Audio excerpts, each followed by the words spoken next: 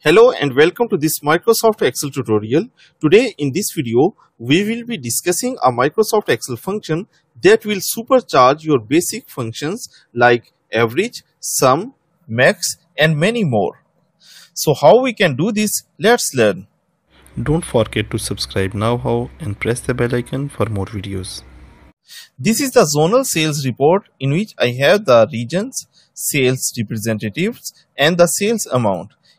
And if I want to calculate the average sale, I cannot do this with conventional average function because there are some cells which are carrying the errors. So for this type of messy data that we encounter on day-to-day basis in real world, we can use the aggregate function. For this purpose, here in this D14 cell, I'll write equal aggregate. And first I need to choose the function from this list.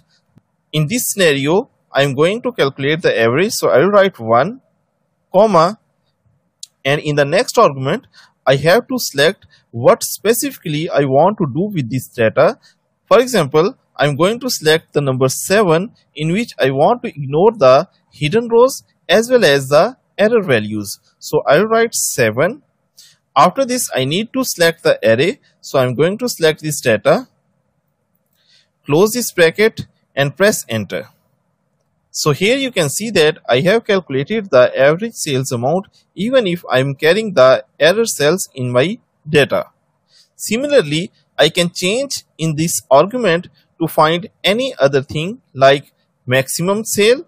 For this purpose, I will write 4 and then press enter, and you can see that it is giving me the maximum sale out of this data. And similarly, I can also find out the total sale by changing this argument to 9 and then hit enter. So this time I have calculated the total sales. Now another thing is that if I want to calculate the total sale of a particular region, I can do this using this function. For this purpose, I am going to this region cell and then I will go to the data tab and I will click on this filter. After I have applied filter, I will click on this, and from this list I will choose some particular regions and then click OK, and you can see that it is automatically calculating the total sales. So it's mean I don't need to apply this formula over and over again. So I can filter as well as calculate the total or average or maximum sale using this aggregate function.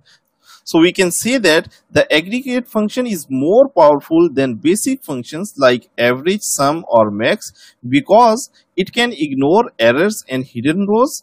It supports multiple operations and it deals with dynamic, often messy real world data.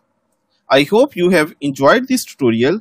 If you do, please like this video and subscribe to KnowHow for more Microsoft Excel tutorials. Thanks for watching. See you next time.